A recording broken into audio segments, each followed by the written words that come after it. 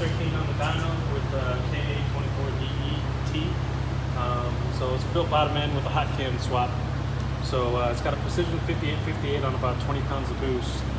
So we're in the middle of the tuning process here, and it's responding real well to timing.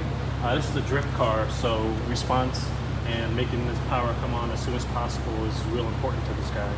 So we can see here the car is making more torque than horsepower.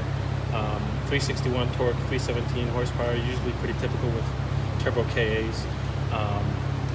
Yeah, the session's going pretty well, and should be finishing up shortly.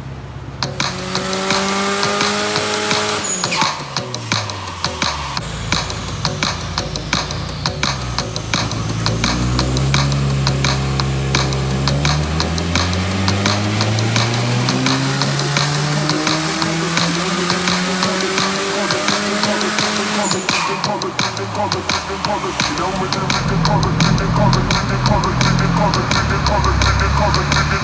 know,